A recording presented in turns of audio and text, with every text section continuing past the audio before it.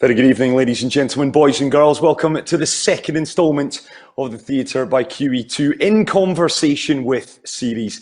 Let me start by introducing myself. My name is Chris McHardy, and I'm delighted to be your host once again this Saturday night. It was Mark Lawrenson, the Liverpool legend, who joined us last week. This week, well, I've not just got one, but I've got two very special guests from the world of golf. They're going to be joining me shortly. Before I welcome them into the conversation, very important that I give thanks to our presenting partners. Book My Show, Big Fish Comedy, as well as H2 Productions. Big shout out as well to Nigel, who's making sure that we are coming to you live across all the various platforms tonight as well. Worth marking your card, very special competition that will be running during the duration of this conversation. We've got a 4-ball and the magnificent Jumeirah Golf Estates Earth Course. It is the home of the DP World Tour Championship. You could be on it as well. That prize is valid through to October 15th. I'll give you the full details as we go this evening. But without further ado,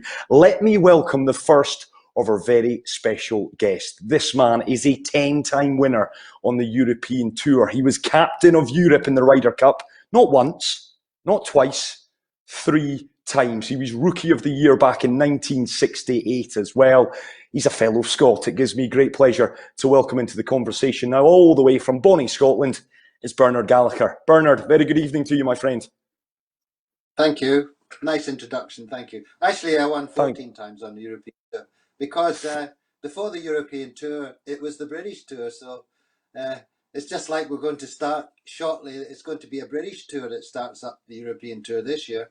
And that's what it was like before 1972 when the European Tour was formed. So, and I still won tournaments before the European Tour. Just thought I'd get that 14 in. it is. No, don't you worry. Don't you worry, Bernard. That's why you're here. You're here to make sure that you're fact-checking everything that I say as well. Bernard, listen, it's a pleasure to have you here. You're wearing pink as well. You got the memo. I'm delighted by that. Yeah, it is. It's a casual weekend. I mean, yeah, that's what we wear at the weekend. Absolutely. Bernard Gallacher is in. Now then, it really is a family affair because it gives me great pleasure now to welcome Bernard's nephew, a man who has won 4 times on the European Tour, a 2-time winner, a back-to-back winner of the Omega Dubai Desert Classic. He was also a member of Paul McGinley's European Ryder Cup team back in 2014. It gives me great pleasure to welcome into the conversation now from Bonnie, Scotland again. It's Stephen Gallacher. Stephen, a very good evening to you, my friend.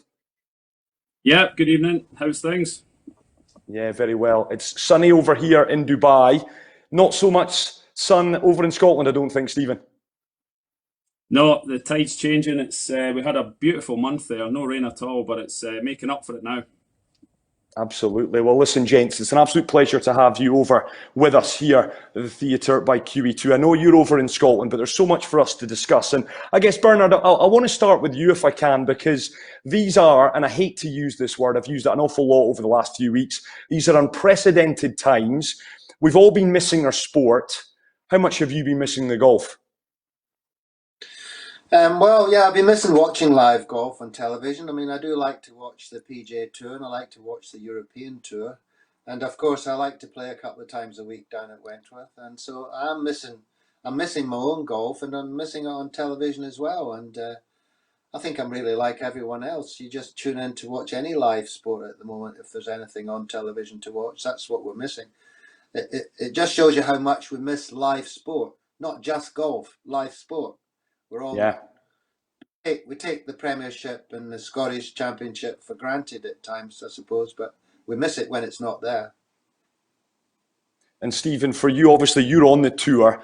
How has the last few weeks been for you? Are you champing at the bit now? Have you enjoyed the time just to relax and spend time with the family?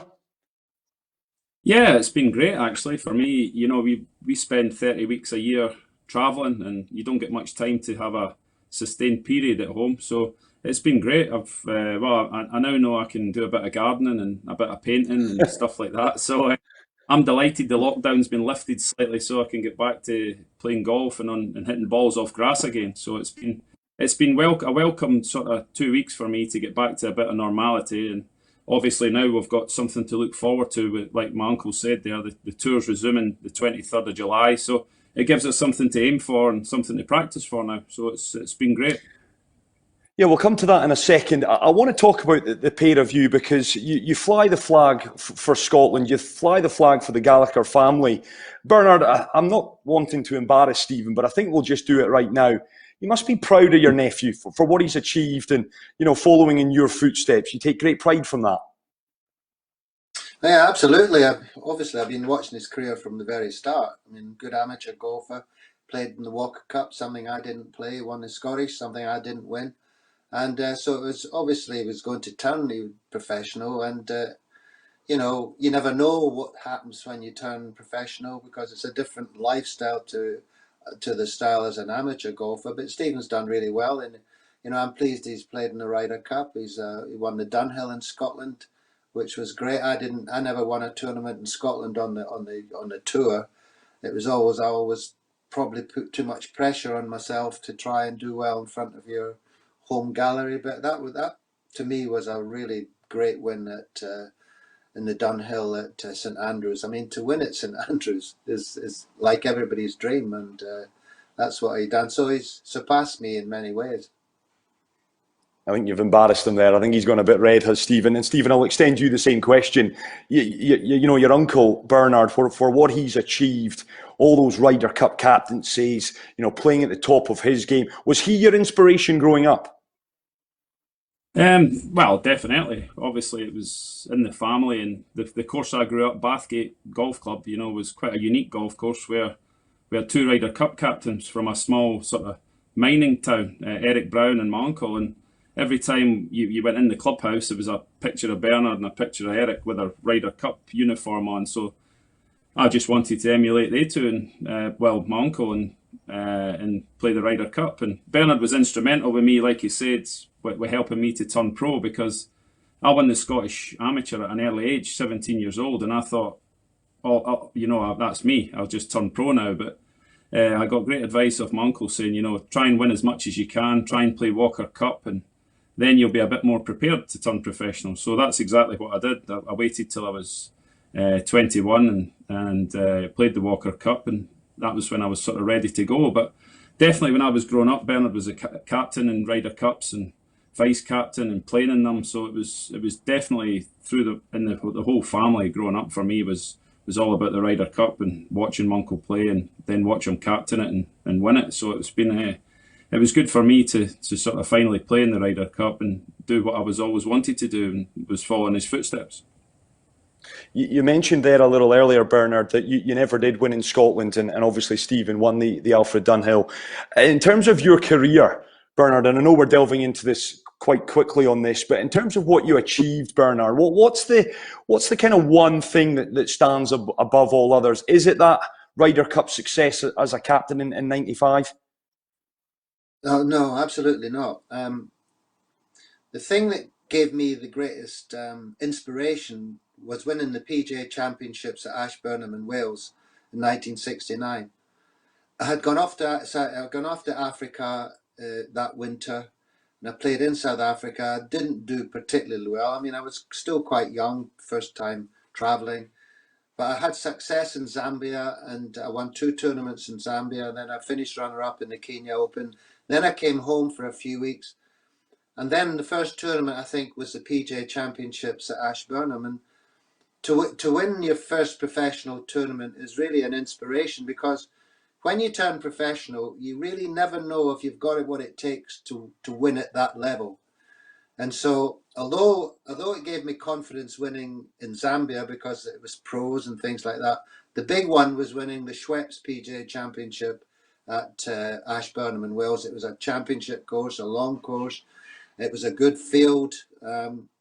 And so after I won that, I thought to myself, well, yeah, you can do, you've got you could do this. You could stick around and win a few more tournaments because you hit important shots, you hold putts over the closing holes, and you stood, your nerves stood up to it. So that more than anything, playing in the Ryder Cup's great, it's an honour, captaining's great honour, and of course winning is an even greater thing, but it's really it's the team who wins. It's not really the captain. All I do is try and make them happy and put them on the golf course. in foursomes and four ball, try and make sure they play with people they want to play. And then try and put them out in an order in the singles, and really just sit back and hope they do it. But when you win your own tournament, it means something special. So I always remember winning that tournament in Ashburn, and that really set me up. It set me up early in my career as well, which was good.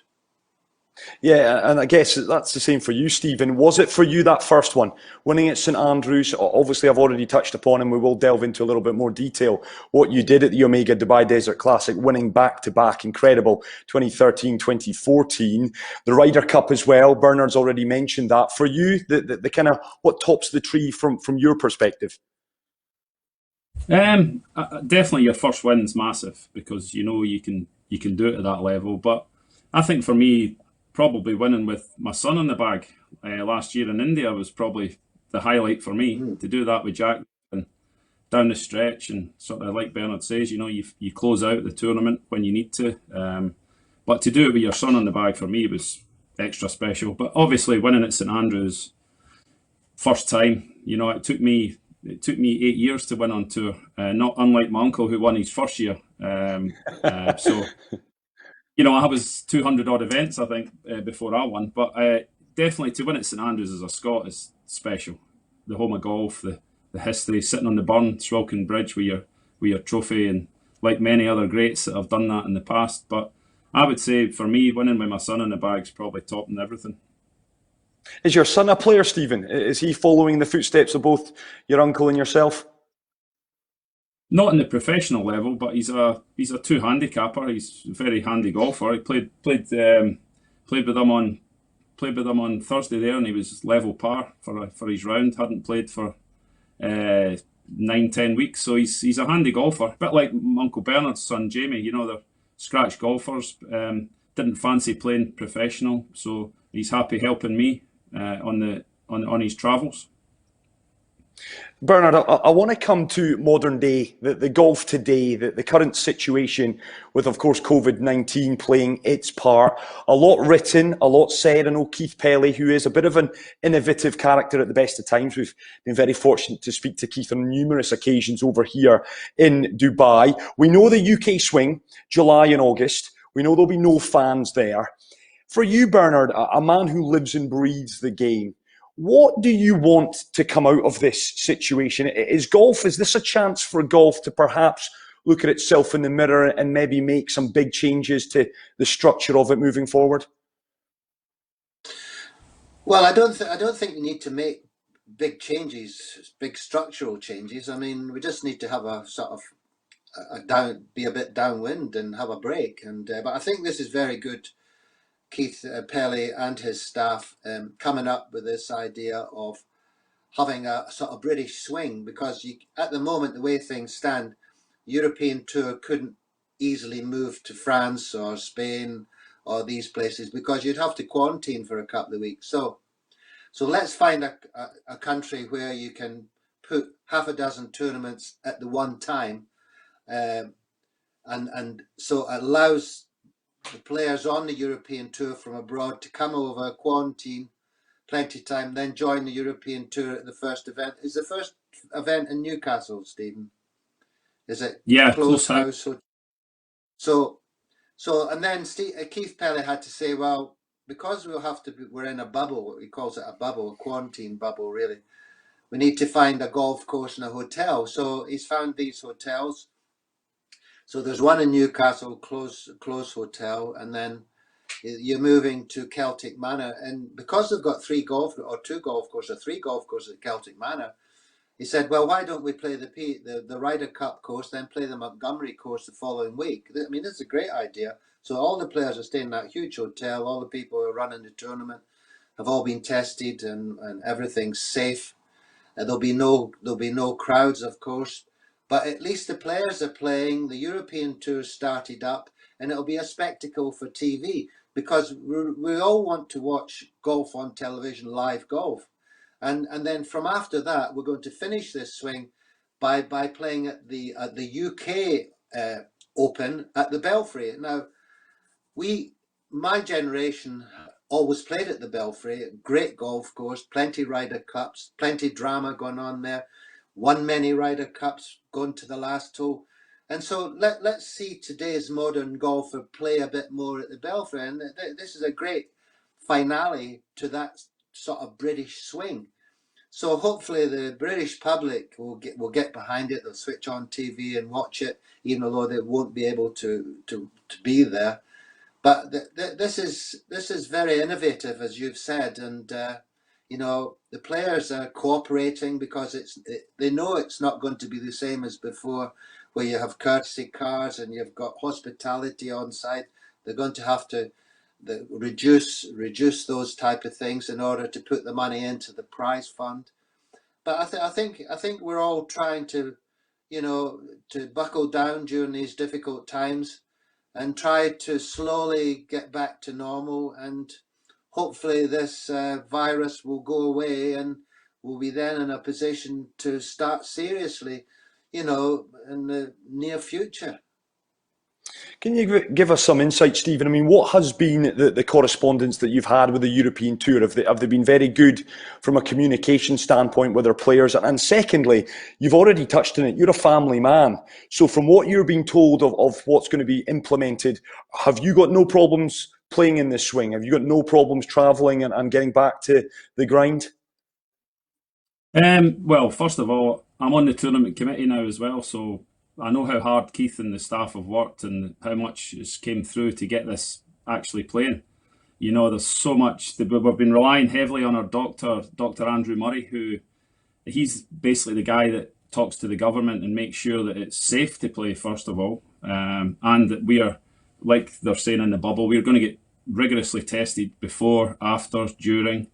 So just to put the events on has been an unbelievable achievement.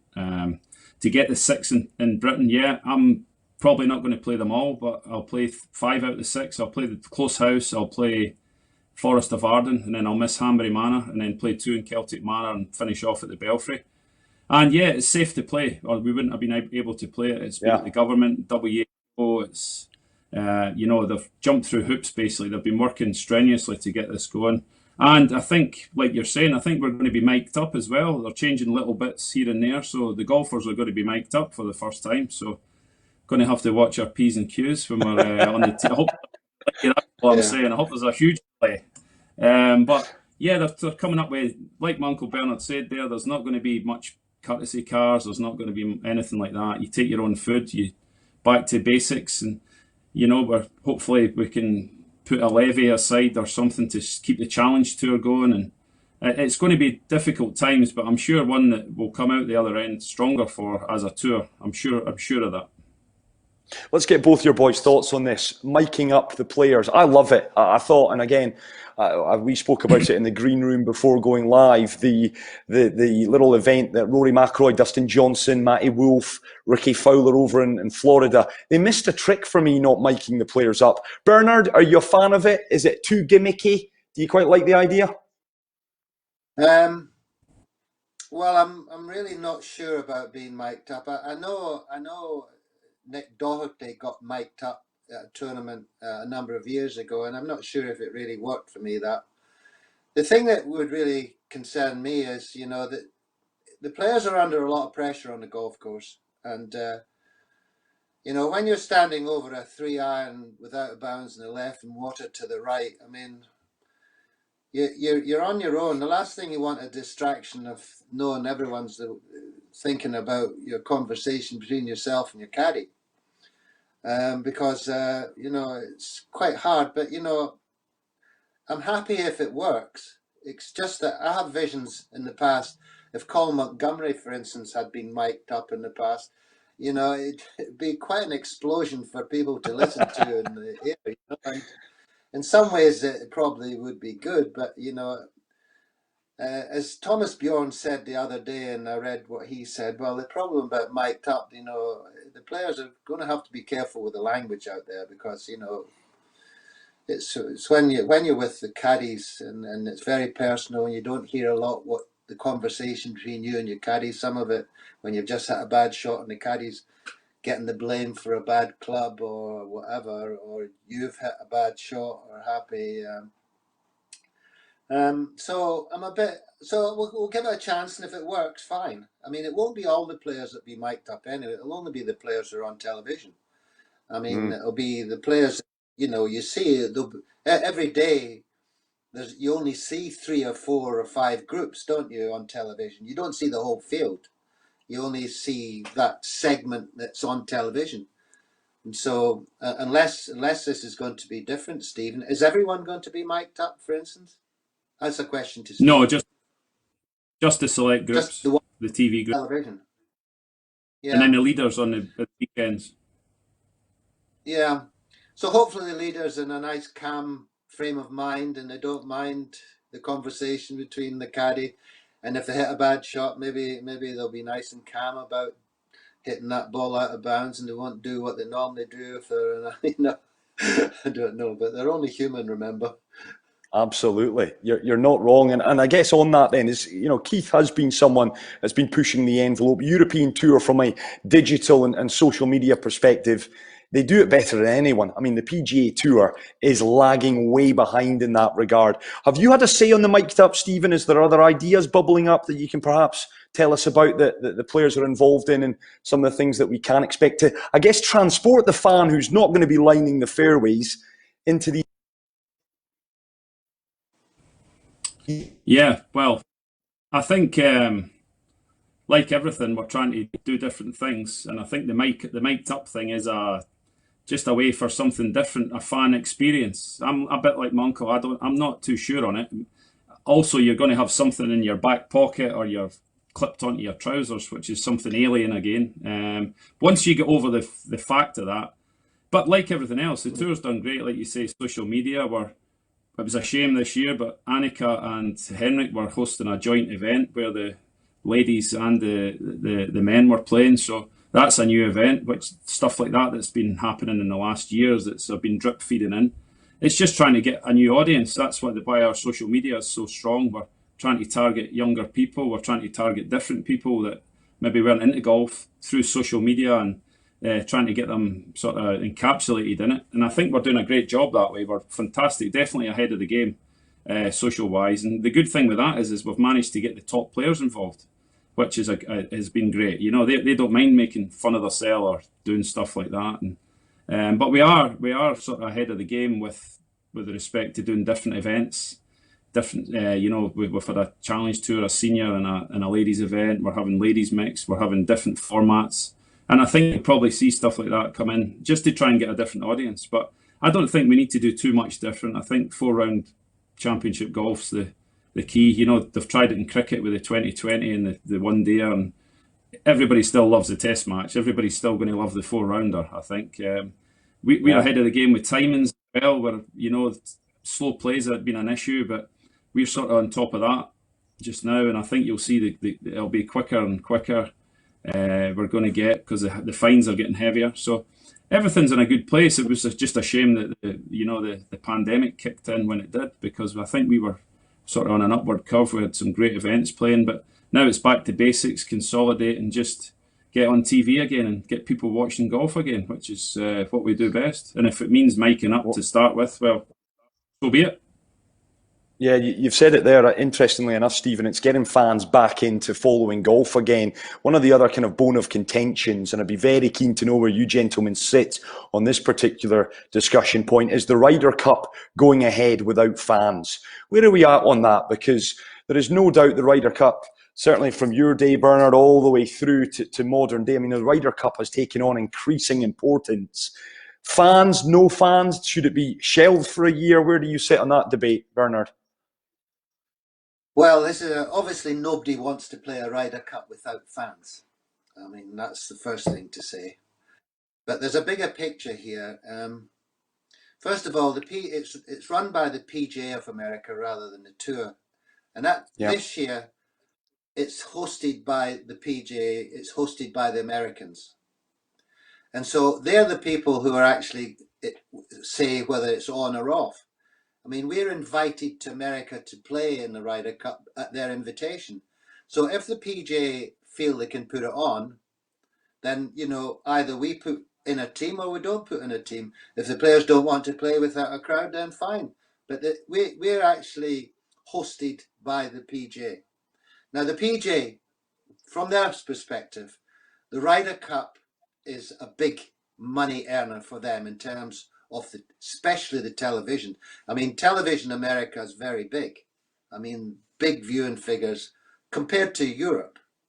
I mean, when you're going on about how good the European Tour do in social media, I think we do very well, but we have to be better than America on that front, because in Europe, it's about the development of the sport.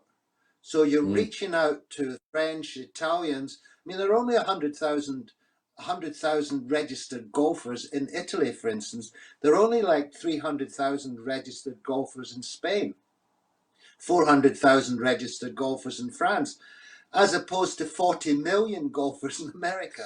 So we have to be ahead. We've got to be better than America at social media, and we are. But we need to be to reach out to our European audiences.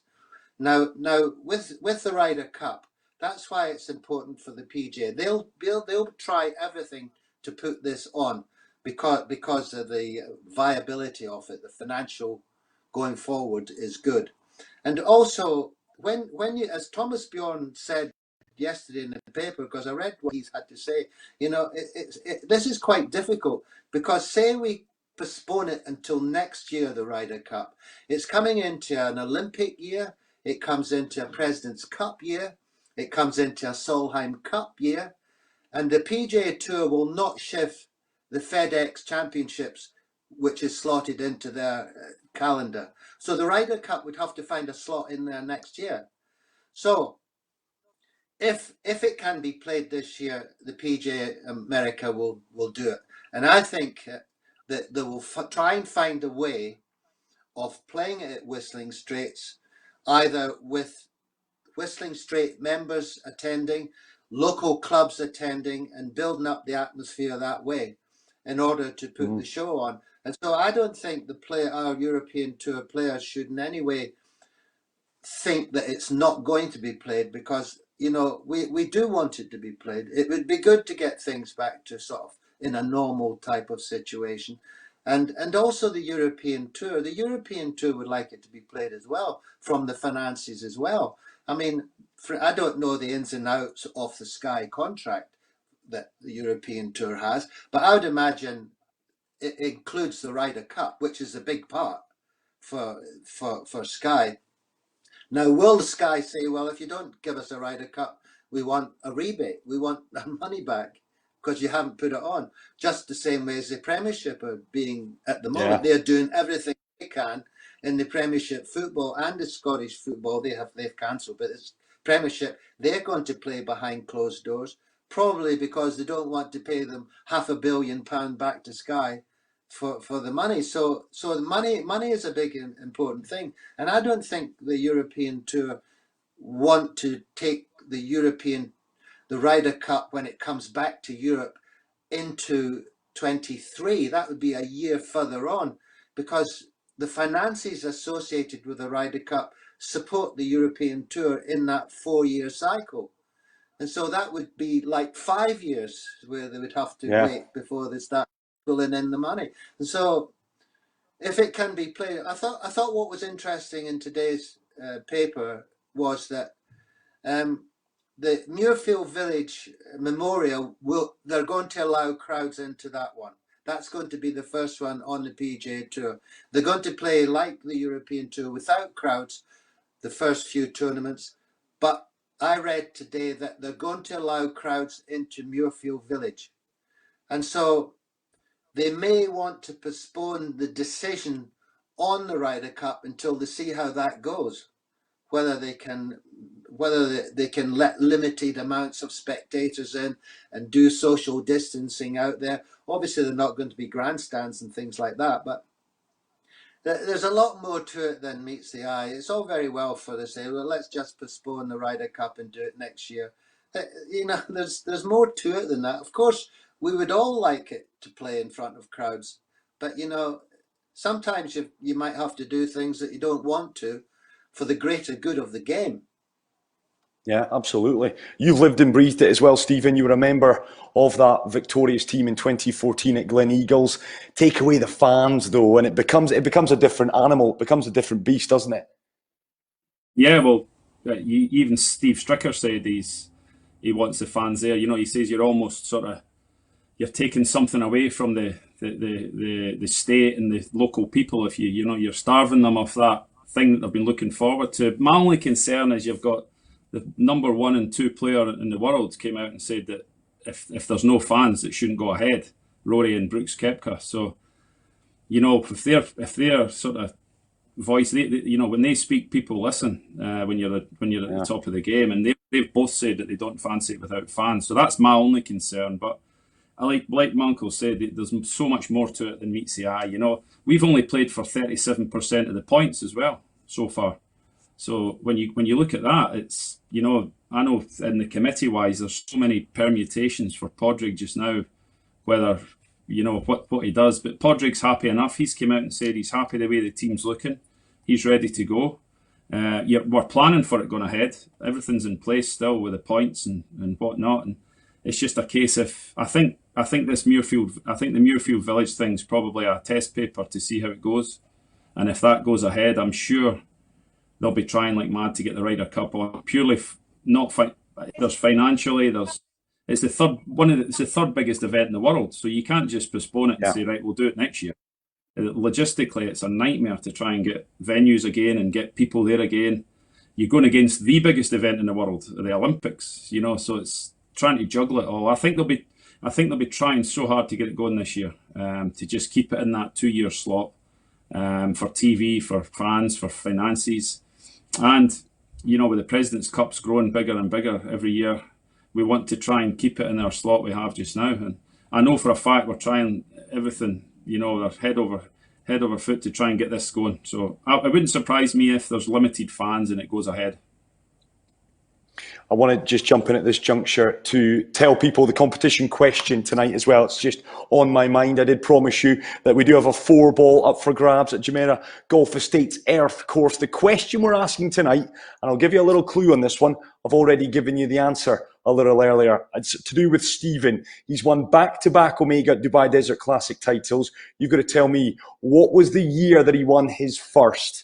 Comment below and you could win that 4-ball. I want to get back to all things Ryder Cup, and I want to come to you, Bernard, if I can, because you played in it numerous times. You were a captain, for goodness sake, on 3 occasions.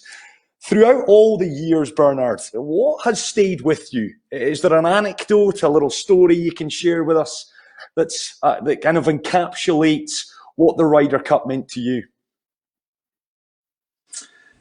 Well, I must say that when I played my first Ryder Cup in 1969, Eric Brown was the captain. Now, Eric Brown comes from Bathgate, as Stephen said, and if Stephen looked up to me for his Ryder Cup inspiration, I looked up to Eric, because Eric was born and bred in Bathgate, and he was a great Ryder Cup player, and he was the captain. And so he picked me in 1969. I hadn't qualified for the team. He picked me. The captain had 6 picks. It was the top 6 and 6 picks. But because I hadn't been a pro very long, but I was having a really good run. I had won a couple of tournaments, and that particular year in 16, and Eric picked me, and so that was a great moment. And I had no doubt we were going to win that match in 1969. And in 1969, the background to that match was that the previous Ryder Cup, Britain and Ireland had lost by the most points of any Ryder Cup. And so when we're going into 1969's match, we had everything to lose again. The Americans were so confident. But the one factor in 1969 was that we had Eric as a captain, a ferocious, aggressive and competitive captain who really fired up the players. And also had Tony Jacklin in our side, who was really the best player in the world at 1969 when the Ryder Cup was played. He had won the Open Championship at Lytham. And in fact, only 6 months later, Tony went on and won the US Open at Hazeltine by 7 strokes. So for that period of time, Eric was the best Leslie's come into the room here. She's put me off. But so Tony Jacklin was the best player, and he inspired the players. And I thought in 1969, they're all square playing the last hole of the last match for the Ryder Cup.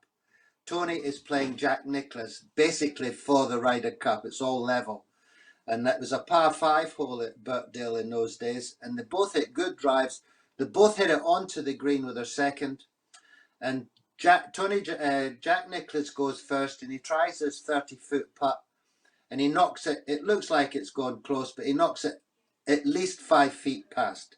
Now Tony's got this putt from about 20 feet to win us a Ryder Cup. And I'm sitting by the green there, and I'm thinking, Tony will hold this. But he comes up dead on line, but he leaves it about 1.5 foot short. So Jack Nicklaus gets over his 5-foot putt, and you know there isn't there's a deathly hush around the green.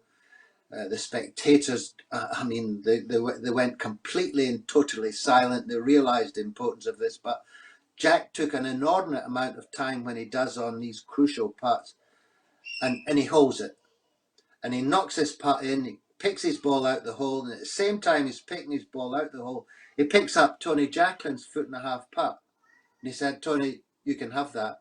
And they walked off the green. I said, well, what did he say? He said, Tony, I'm going to give you that. You wouldn't miss it, but I'm not going to give you the chance. And I thought that was the greatest sporting gesture I've ever seen. And of all the Ryder Cups I've played in, that still remains the best moment for me and the best sporting gesture. But of course, Jack Nicklaus, not only for me is probably the greatest player that's played the game, but he's really the greatest guy as well off the course. I mean, he's a really top guy, Jack Nicklaus. And that sort of lived with me, and I just said to myself, would I have done that? And you know, you just don't know. But you know, Jack is a big guy, and he just knows it was the right thing to do. So would that happen in today's Ryder Cup? If the match is, say it's played next year in Whistling Straits, and the last match goes down to the last green, and these two players, and somebody has to hold a 1.5 foot putt to save his team lose, what would they do? You know, I mean, I hope they do what Jack did, but it's doubtful in this day and age.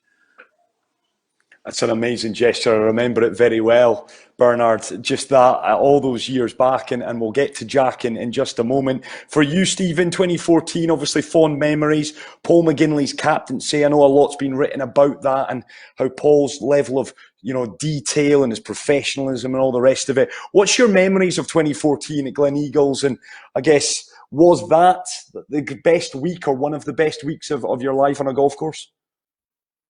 The Ryder Cup's a tough week, as Bernard will know. You know, you're there on the Monday morning, you're there till Sunday night, and it's probably the longest, the toughest, the best. You go through every emotion. You know, your whole day's planned, what you wear's planned, where you eat's planned. You know, there's a dinner at night. You've got media, you've got a practice round. It's so busy, and it's exhausting. It takes it all out of you. But yeah, for me, it was the last time it was there in Scotland was 73 at Muirfield, and I had the chance to play in it, 30 miles up the road at Gleneagles. So it was special for me to do it. And it's just a really tough week, and it's long and hard, and physically, mentally, you go through every emotion. And yeah, like you said, it's totally different from when my uncle was. They've got 5 vice captains now. Did you have, when you first became captain, Bernard, how many vice captains did you have? No, the captain didn't have a vice captain. I think Tony Jacklin, when he became captain, he asked me to help him, but I never considered myself a vice captain. I was there helping Tony. He was driving his buggy around. If anything logistically went wrong, I would help him out so he could rely on the team. But I wasn't privy to what went on in the team room. That my job was over. I just went to the dining room and they went to the team room. And it really, when Tony gave up the captaincy, he said, well, I think you should give the captain to my vice captain. And I had never heard this word before, vice captain. I said, well, I didn't realise I was Tony's vice captain because I wasn't really, I was his helper. But now, nowadays they're called vice captains because when you have 4 matches playing on the course, the captain can't be everywhere. So really, a trusted aide of the captain needs to walk with a team to see how the players are playing, see, you know, that type of thing. So you need 4 of those. But now it's Well, become what they 5. changed to So the 5, but they I don't know changed to the why 5 5. so that, well, it's because they want someone Well, to look after the guys that have been rested or not or dropped. So, yeah, you know, I find it quite funny. there's Yeah. So we've there's a got a vice vice captain captain to to look babies. after. So we've got a So vice captain yeah, to look after the guys not playing. that's it. This could Yeah, go on believe and it or not. on, you know. But I mean, But I that, had Sam just if I could Toms just and a kick in a Lazar. little bit, that was the thoroughness. Yeah, Stephen, that was the thoroughness of Paul McGann. That really said everything about Paul McGinley's captaincy, his thoroughness, and that's what he really was famous for. Everything, he was really thorough in his preparation before it and during it, and that came out very much. Somebody like me, I think I left a lot of the work to the officials to do that type of work, whereas he gave it over to some of the players. But it was a different sort of era, really, my captaincy, and also the era I played in. There wasn't one captain I played under who had a vice captain. So, you know, that's how things have changed. Is there a Yeah, I moment for mean, you, Stephen? Sorry, Steve, on you go. no, carry on. I was just going to say there in 2014, was there a moment that has stayed with you in that whole, you know, you've said the week goes past, it's the hardest week, it's the best week, it's one of those kind of oxymorons, there's forces at one, but is there one moment that stands out? Was that perhaps a team talk, was it a performance of one player, something that one player said in the tea room, anything that stands out for you from that week? Oh, there's numerous. You know, Alex Ferguson came in and gave us a speech, and who was How good someone was I've that? looked How up good to. was that? It was brilliant. You know, he's so well. He's one of the best managers there's ever been, and a Scot. And he just talked about complacency. You know, he said you're favourites to win. He says when I was at Man United, we were favourites to win every game. And you know, when you are favourites, it comes with a lot of pressure. And he just said if you just do your own job that got you here and stick to that, he says you've got a chance of winning. You know, you're a favourite for a reason. You're probably the better team. And he says, just as he's gone out, and he says, and by the way, you better win because I've got 10 grand on you. That was his final. And he went down. And he went down and had a chat with the caddies as well. He went down and spoke to them, got a bit more stick. There's a few Leeds fans and a few Liverpool fans down there. But Alazabal probably stood up and spoke one night, and he talked about when he was a rookie. He stood the 3 rookies up, myself, Jamie Donaldson and Victor Dubuisson, and he says, guys, he says, when I was a rookie, he says, I never slept a wink before I played. I could hardly tee the ball up the next day. He says, that's how nervous you're going to be. He says, but just expect it. And me and Jamie and Victor looked at each other as if to say, oh my goodness, he was playing with Seve and he's making us feel more nervous. We said, thanks for that, Ollie. But it was very light-hearted the week. Like Bernard said, Paul had put so much effort in, you know, that right down to the colour of the fish, and the fish tank were blue and yellow. The carpets were blue and yellow. There was inspirational quotes from Seve and all the past greats. And Paul's biggest ethos was, we had in the team room, we had a big picture, and it was a flag, and it had all the American flags and all the European flags. And he basically said, listen, guys, you know, we need to leave a legacy here. We're still 7 behind in the big picture. Although we'd won 7 out of 8. He says, we're still 7 behind here, you know, so let's make that 6 for the next team. Because eventually we want to have more blue and yellow on this picture than the stars and stripes. So that was quite an inspirational thing from Paul. You know, not just do our job, get a victory, leave it to the next guys to sort of pick up the mantle and go forth and you know, get as many Europe flags on that picture as we can.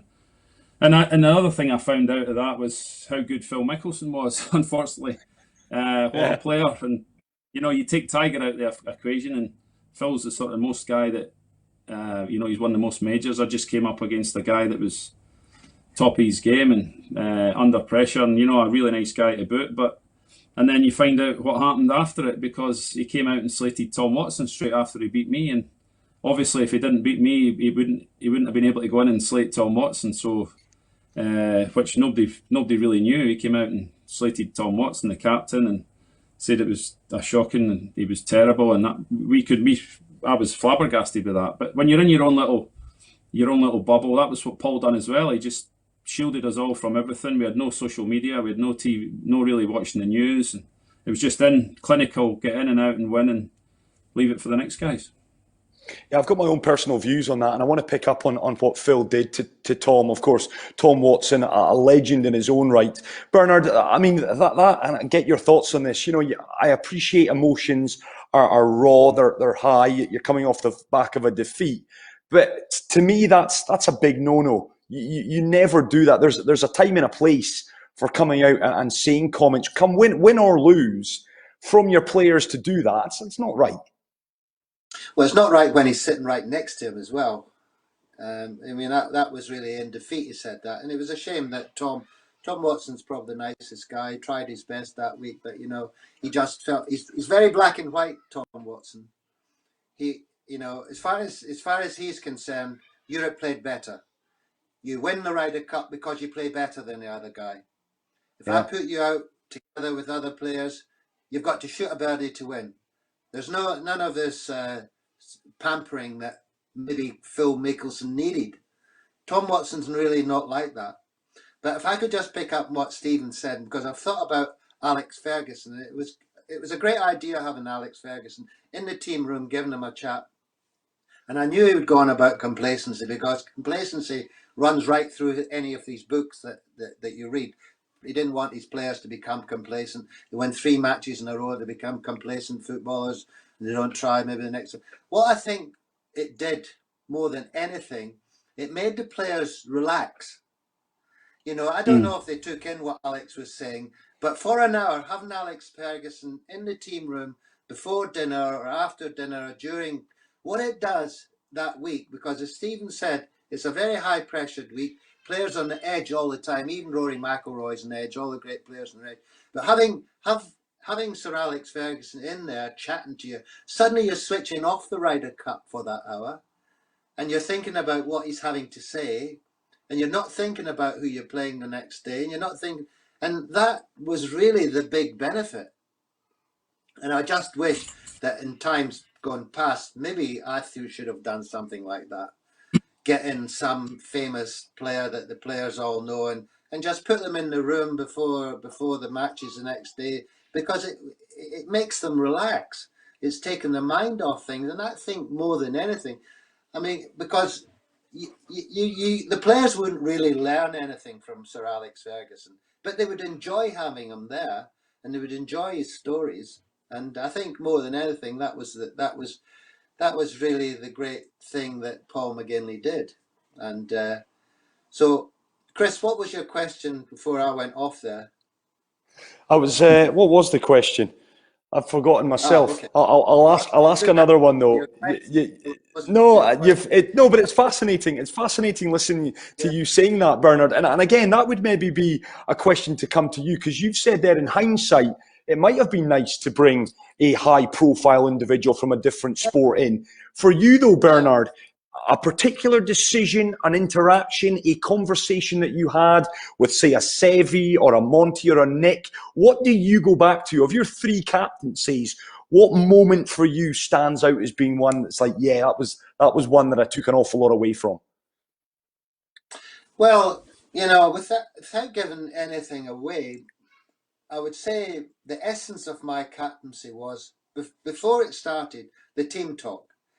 I said to the players that you will all play before singles. I said, you may not play the first day, you may not play the second day morning, but whatever happens, you will all play before singles. Because in the past, I know there have been players who haven't played and gone straight into the singles. So they've qualified for this team, but for whatever reason, it could be that the foursomes and the 4 balls have worked out for the captain, they've won matches, and he didn't want to change the formation for whatever reason. I said, whatever happens, I said, you all deserve, you've played your way into the team. And I wouldn't ask you to do a big job in the singles without having the confidence to put you into the matches before. And so it kept them on edge. You know, suddenly players are saying, and they don't feel bad about maybe not playing the first day foursome four ball, and they might not even feel bad about playing the second day morning four ball on the Saturday, because if they hadn't played, they know they're going to play in the afternoon. And so it keeps them on edge. And I think, but also I think it's good for the morale of the team. And also I said to them that I don't want you to play with anybody you don't want to play with. I said, if you don't want to play with somebody, you have to come and tell me. But if I don't hear from you, you must agree that I can put you with whoever. So those were really the things that I said. Other than that, you know, you just let the players, you've got the confidence. I mean, what could I say to Nick Faldo? What could I say to Sevi Esteros? I can't say anything to them. They know how to play. All the players who have qualified, I can't tell them how to play. But I tell them to be ready, and I hope to get the balance of the right partner. There are players who are better at foursomes than at four ball. I mean, if you look through the stats, you can see that there's players who get a lot of birdies and get a lot of bogeys. That's how they conjure up their score. Well, you can see he would be better at a four ball match than in a foursomes match. Foursomes match, you're looking for a Montgomery, Faldo down the middle on the green, down the middle on the green. Those are your foursome players. It really isn't rocket science. So in foursomes, you're trying to put those type of players together. I mean, that's why Faldo and Monty played so well together. They were so suited. They were suited to any type of game, but they were particularly suited to foursomes because they hit it so straight and they're on the green, down the middle on the green. So the last thing you were going to ever do was not put them into foursomes. But you might think, if you think they're tired, you might think you want to shift them out of a four ball match, where you're looking for guys who've got a lot of flair, who get a lot of birdies, you know, and you don't care if get a few bogeys.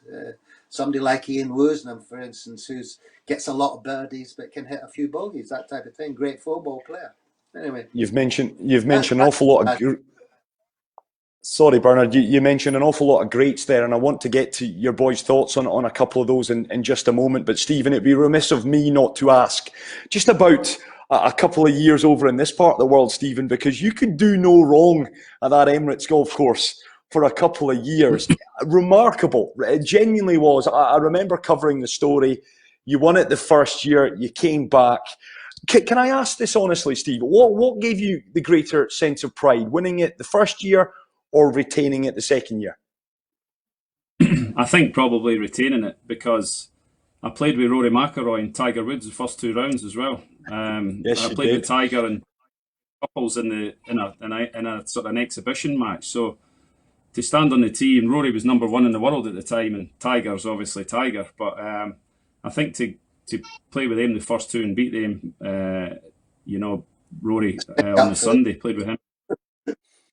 That was a special one, to be honest. But yeah, I think the run I had there was unbelievable. I think I was top 10. I think I was 10th, third, first, top 10 again as well. So I mean, it was just one of those places that I loved going to. The course that suited my eye, and I think I was very familiar with it. You know, when people ask me why did you play so well there, because I was very friendly with Andrew Whitelaw, who was the general manager at the time, and I used to go over on holiday with the family. For New Year and stuff, and get a bit of warm weather practice. And I used to play the course through Andrew. I got to know some members, and every time I was over, I would play the course. So I was very familiar with the place. It was like playing your home track. I knew exactly different winds, where to hit it, where not to hit it, and there was a few holes that suited my shape, right to left, and it wasn't as humid as normal when you go abroad, and it was a nice windy, dry. It suited the way I chip as well along the ground. So it's just one of these places. There's something about Dubai. I've had 3 holes and ones on tour, and they've all been in Dubai. One at the Earth Course and 2 in the Majlis. So it's just a special place for me, and somewhere I absolutely love going back to. I wish that had rubbed off on me, because I'm still waiting for my first hole-in-one over here in Dubai. But it's interesting, Stephen, and it kind of leads nicely on. You've mentioned there Tiger Woods. For us laymen, for us jobbing golfers who have two good holes and then probably play rather badly for the next 6 months. Give us a golfer's view on Tiger. Your uncle Bernard has said a little earlier, in terms of the class, Jack Nicklaus, he's the one that stands alone with 18. But Tiger Woods, give me your appraisal and just from a golfer looking at Tiger, what he's done. Incredible, right? Well, my uncle in his generation had Jack Nicklaus. In my generation, I've got Tiger Woods, basically. And I would say, Tiger's brought the physical side to the game now. You look at Brooks Koepka, you look at Rory McIlroy. Thank Tiger for that. He was the first one to go in the gym and sort of, you didn't really know much about Tiger at all. Now he's getting on a bit and he's relaxed a bit, and there was a program on Sky last night about him, about what he's done and what he's achieved. And I think we're thankful we're playing. Arnold Palmer was the one back in my uncle's days who sort of got the prize funds up, and he had that sort of pizzazz and he was like a film star. And Tiger's brought that to us now. That's why we're playing. That's why the FedEx is on, and it's all through Tiger, basically. And the players, he's a very, he's sort of in his own bubble. He's not a private. He's a very private person. But once he's on the golf course, he's fantastic to play with. He's very complimentary and gets on about his own thing, and and he's great to play with. Very complimentary to you. He'll chat away, but he's a hard competitor and wanted to be the best. He wants to emulate Jack's. He wants to beat Jack, and I would just love it if we could both tie on what majors they've had, and then there's no contest. I think they're both what they've done for the game, what they bring to the table, and Tiger's win at Augusta last year was probably one of the important events. I can't when you put that into context for how many surgeries and to come back and win there was outrageous. And you only need to look at the size of what Tiger is as a brand to golf. He plays a game of golf the other day with a couple of him, Phil, and the two American football, and they raised 20 million for one game. That's what he can do. That is what he can bring to golf. And he's had his up and down. He's a human being. He's done things that he'll probably regret. But when you take away what he's done on the golf course and what he's done for golf, I mean, he's up there with Jack Nicklaus. I couldn't name one over the other. Can I ask you, Bernard? Of course, you're a man that saw Jack in his pomp. You've watched Tiger. Is it fair of me to say that Tiger has done things on a golf course that no other man or woman has done, Bernard? Is that fair of me to say that? Absolutely. I mean, Stephen's right. I mean, he's the best of his generation by a long way. And what he's done has inspired people. He's the greatest sporting comeback, winning that Masters last year. We were all rooting for him. We were hoping he would win it, and he did. I mean, he's a terrific player. It's difficult to compare Jack and Tiger because the thing about Jack Nicklaus was Jack Nicklaus was in an era of exceptional golfers.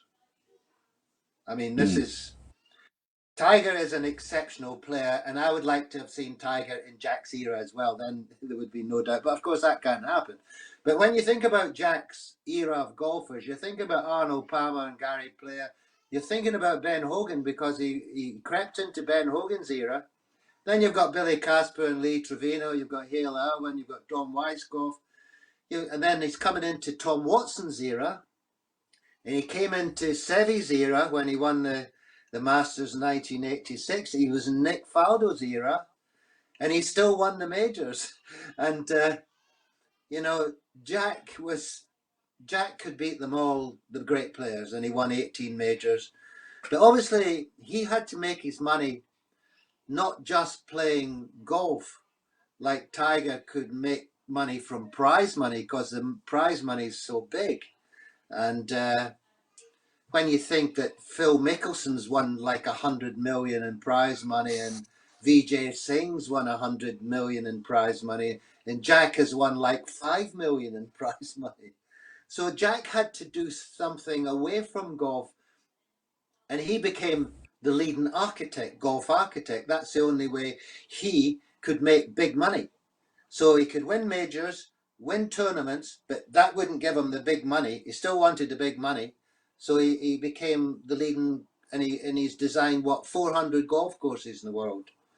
And so Jack's done a lot, and at the same time, he's raised 5 kids and had a really basic, a very normal marriage and raising children at the same time when he's doing all this. So, I mean, Jack is special. Jack is special. Just go and ask Lee Trevino and say who's the best player. So, without a doubt, would say Jack Nicklaus. And you know, you ask Gary Play, he would say Ben Hogan's best striker of the ball. But of course, Tiger Woods. You ask Jack Nicklaus who the best player is, and Jack Nicklaus would say Tiger Woods, because that's how modest he is, a guy. He said, I hope Tiger beats my record. That's the type of guy he is. I'm going to give Tony Jacklin that 1.5 foot putt on the last green to half the Ryder Cup. I don't want him to miss that putt. That's what Jack Nicklaus is. So for me, Jack Nicklaus is just been such a special player on the course, but he's almost been a more special player off the course. We'll finish on Jack. I've got 2 more questions for you, and then I'll wrap it up from there, okay? Perfect. Okay.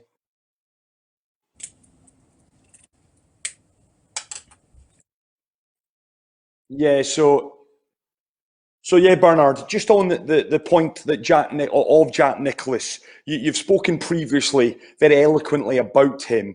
The thing that made him, I guess, different was that he wasn't just an incredible golfer, he was a gentleman off the course as well. Yeah, exactly. Stephen, but this is a question for you both in actual fact. The player that perhaps doesn't get enough credit, a player that you both love, and there'll be obviously different players from maybe your era, Bernard, today, Stephen, or someone you grew up watching. Who's a player you think never did he get the adulation that he deserved? Well, that's a tough one, that.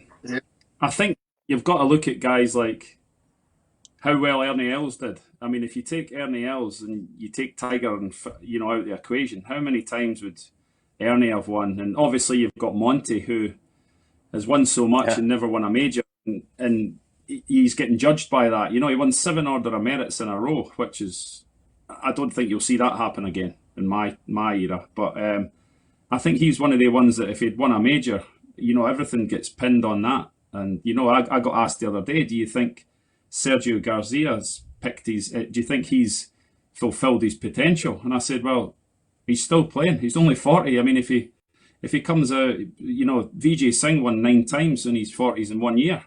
Until people finish their careers, I don't think you can actually comment on it, because some people develop later on in life, like Jack Nicklaus winning the Masters, when he was, 47, 48 or something, or 49 even, when he won in 46. Some people can. Darren Clark won in his 40s, and so I think it's tough. It's a tough one that to say they didn't get the adulation or the credit they've got, because a lot of the guys they're still playing, so they could. But I think Ernie Els, you'd feel sorry for. It's the same with Jack Nicklaus. Jack Nicklaus had so many runners-ups and thirds and seconds in majors. When you look at his performance in the majors, you can't believe how many times he competed on a Sunday coming down the stretch, and you feel a bit sorry for guys like Ernie Els and whatnot, and Sergio Garcia and your Montes. Monte never won a major, so I think he was an unbelievable player not to win a major, and I think that's what unfortunately people get labelled with. There's you hear it all the time. Who's the best player that's not won a major? Lee Westwood, you would say. Monte, guys like that I played with, but you never know. Westwood's playing brilliant just now. He could come out and win 3 majors next year. He could win it this year. He's still got the game to win. So it's a tough one that to call. But Bernard, anyone for you back in your day, a player that just had a beautiful swing that perhaps didn't maybe kick on and win as much as perhaps his talent should have led to? Well, there are actually quite a lot of them. But if I could just say a thing about Sergio Garcia, I mean, the thing about Sergio is he's been in Tiger's era. That's the problem. That's why he hasn't won as many tournaments. And the same with Ernie Els. It's been Tiger Woods that stopped these guys. But at the same time, he's won a major. He won the Masters. Ernie Els has still won four majors or something. And so they've done okay. And Lee Westwood's had the most terrific, long, consistent career. Actually, I played in the first tournament with him when he turned professional. It was a Spanish Open in Valencia, and his father was walking around, and there was only the caddies and his father walking around watching him. And, you know, and so I'm very pleased that he's had a long career. Probably he's got a few regrets. He's probably the best player like Monty not to win a major. But there's always been somebody better at that particular moment, and that's how things happen. But you know, from my era, we didn't really get to play in many majors. It was really, you didn't really qualify for the Masters. You couldn't get in the PGA Championships in America because 40% of the field were club pros, and they're not going to invite players from Britain or the European Tour to play in the early days. And I remember leading the Order of Merit in 1969 and hoping to play in the US Open. They sent me an entry form for some pre-qualifying in the middle of nowhere in Montana or somewhere to go and try and qualify. So it meant nothing. You couldn't get in these tournaments. So it was quite very difficult. But, you know, the big frustrating player for me having to think about is Sandy Lyle. Sandy, I'm pleased he won the Open Championship. I'm pleased he won the Masters. I'm pleased he won the Players' Championship. But Sandy was so talented. Sandy could have won as many tournaments as Nick Faldo. I mean, Nick won 6 majors. Sandy won 2. But in the early days, Sandy was a fantastic player. And you just always felt that if you feel like shaking Sandy and saying, you know, just try a bit harder or do something, because he had such talent. And one of the biggest regrets for me was that Sandy never played in any of my teams as a captain. He had, you know, it was just how Sandy was. Tony Jacklin used to say that there's no finer player than Sandy Lyle. He's absolutely right. Seve Ballesteros said about Sandy, he's got more talent than the rest of us.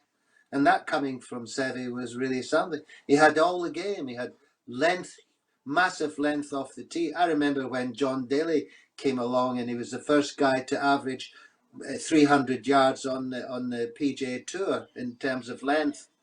And I remember saying to Sandy when he came back, because he used to live quite close to me at Wentworth, and I said, how far does Daly hit the ball, Sandy? He said, well, he doesn't. He's long, but he's not much longer than me. He said, I can hit it beside it. And I've got absolutely no doubt. Sandy was long, he was straight, he hit a 1-iron forever, and a great touch around the green. So now I know he's done all right, and we don't need to worry about Sandy. You know, he's won a lot of tournaments, but you do feel that Sandy really should have been up there with the greats. You know, beside Mickelson, who won 6 majors, and beside Ernie Els, who won 4, and Faldo, who's won 6. Sandy, you feel he just left a little bit something back there, which I think is a shame because he's such a nice guy. Everybody loves him. Yeah. Well, listen, gents, I'm conscious of time. I've kept you guys over an hour, so I'm going to give you a final question to you both. And I can't thank you enough on behalf of Theatre by QE2 and the rest of our partners. I cannot thank you for your time enough this evening. I'll start with you, Stephen. 2020, of course, continues. What it looks like, we're still awaiting what the show must go on, as they say. In terms of your ambitions, winning a major remains for any golfer right up there. Another Ryder Cup appearance, does that feature as well? Well, obviously you're getting on a wee bit, but definitely, yeah, you just want to keep winning. I think that's the thing. You spend, even Jack Nicklaus, you spend a lot of your time trying to win, preparing to win, but unfortunately it doesn't come around very often. But yeah, I've got a couple of years still exempt, and I'm hoping that we get back playing to some normality this year. And hopefully see you in Dubai in December. But all you're trying to do is prepare properly enough, and hopefully on a Sunday you come down the stretch and you've got a chance, and it's maybe your week. So you just, obviously I'd love to win majors. Like my uncle says, it's tough to play in them now, really tough to play in them now. You've got to go through qualifyings, and you've got to really be in the top 100 in the world, top 50 in the world, and the points are stacked a little bit more in America. They're starting the world ranking points up already, even though we can't go. So it's challenging times, but it'd be great to get back competing again. That's what I love doing. That's what I know best. So take it from there. See how it's sort of the lockdown. I've lost a bit of weight, practiced hard on my game, so I'm ready to go. So that's the main thing.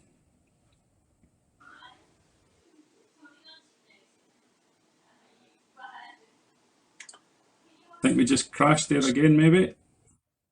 Well, I think we're back up again. I think Chris has crashed. We're okay this side. I'm here. I'm still here. I'm still here. Oh, okay. Perfect. I'm still here. And final one to you, Bernard. And I can't wait to invite you both over. I'm looking forward to having you both over here when travel does ease up. I guess the final one to you, Bernard. How is the golf game? And do you still give Stephen a good game? Well, fortunately, Stephen lives in Scotland, and I live down here, which, I can always say I give him a good game, but we'll never know. But I need a few strokes. But I do play twice a week, and when I go to Spain, which I don't know when I'll go to Spain again, I usually play 9 holes every day there. So, and I try to keep fit. I don't like to go out and play badly, so I practice a little bit, but nothing at the same level as Stephen or any of today's players. But I'm still good enough to beat the guy I play with. He's a 10 handicapper, mind you, but so it's the important thing is I enjoy it still, and it's recreational golf for me now.